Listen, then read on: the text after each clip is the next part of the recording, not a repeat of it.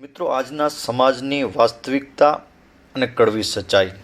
બાળકો જ્યારે અશોભનીય વર્તન કરે ને કે અશોભનીય વ્યવહાર કરે ત્યારે તમારા 32 દાંત બતાવીને હસવાનું ન રાખો.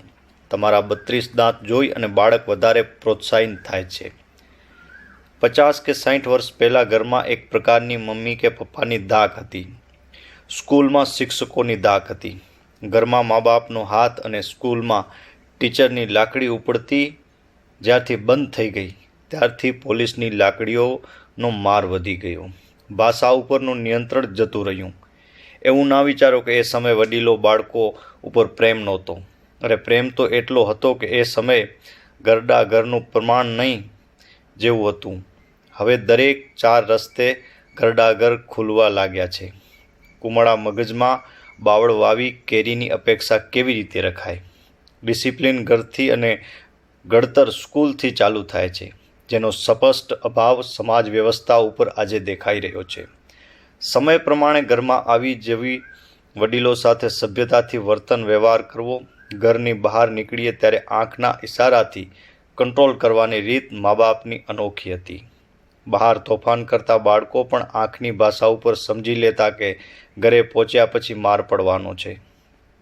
આજે એ બાળકો બોલવાનું કોઈ ભાન નથી હોતું. નાના મોટાનું કોઈ જ્ઞાન નથી હોતું. કોઈના ઘરે સોફા ફર્નિચર ઉપર કૂદકા અથવા ઘરમાં કોઈ જાતનું નુકસાન કરતા બાળકોને તેના મા બાપ રોકતા નથી અથવા નજરઅંદાજ કરતા હોય છે.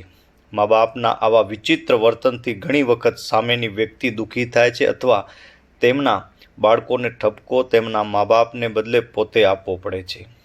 બાળકોના ખરાબ વર્તન વ્યવહાર ઉપર હસી તાળીઓ પાડીને પ્રોત્સાહિત કરતા મા બાપ એ જ બાળકો પાસેથી ગડપણમાં સારા વર્તન વ્યવહારની અપેક્ષા રાખતા હોય છે. મહેમાન આવ્યા હોય ત્યારે તેની સામે ડાન્સ કરવાની પોતાની જાતને ફોરવર્ડ સમજતા મા બાપ પોતાના બાળકોને ગાયત્રી મંત્ર કે હનુમાન ચાલીસા બોલતા પણ શીખવાડી શકતા નથી. ખરેખર અસલમાં આપણી સંસ્કૃતિ શું છે? આપણે કઈ તરફ જઈ રહ્યા છીએ? આધુનિકતાની દોડમાં પોતાના બાળકોને સર્વશ્રેષ્ઠ બનાવવાની હરીફાઈમાં સંસ્કૃતિને લાજે તેવું વર્તન મા બાપ કરવા લાગ્યા છે. પોતાના બાળકોને અત્યારે આપણે સ્કૂલમાં કે આપણે ઘરે જે નાના બાળકો છે એને આપણે ઘણા એવા ધાર્મિક પ્રશ્નો પૂછીએ કે ધાર્મિક વાતો પૂછીએ તો ખબર નહીં હોય, પણ બોલિવૂડ કે હોલિવૂડના પિક્ચરનું નામ કે હીરોનું નામ કે હીરોના બાપનું નામ આપણે પૂછીએ તો તરત એના મોઢા ઉપર હોય. એમાં ભૂલ કોની કહેવાય? સમય સાથે આધુનિકતા સ્વીકારવી જોઈએ, પણ આધુનિકતાના નામે બાળકોને સ્વચ્છંદી બનાવીને આપણે આપણા પગ ઉપર કુવાડો મારતા નહીં. મારા ઘરે આવેલ એક બાળક આખા ઘરમાં ફરીને બોલ્યો, અંકલ, તમારી પાસે LCD ટીવી નથી, અમારા જેવું મોટું ફ્રીજ નથી, ફોન નથી, કાર છે? મેં કીધું નથી. એટલે એ બાળક બોલ્યો, અંકલ, તો પછી તમે ગરીબ છો. બેશરમ. તેમના મા બાપને વળવાને બદલે હસવા લાગ્યા. વઢ્યા નહીં પણ હસ્યા. કીધું, બેટા, તારા ઘરમાં પૂજાનો રૂમ છે? એ બાળક તેના મમ્મી પપ્પા સામે જોઈ બોલ્યો, પૂજા રૂમ? એ કેવો હોય? મેં કીધું, આવ બેટા, તને બતાવું. પૂજાનો રૂમ જોઈને એ બોલ્યો કે ના, આવો કોઈ રૂમ અમારે ત્યાં નથી.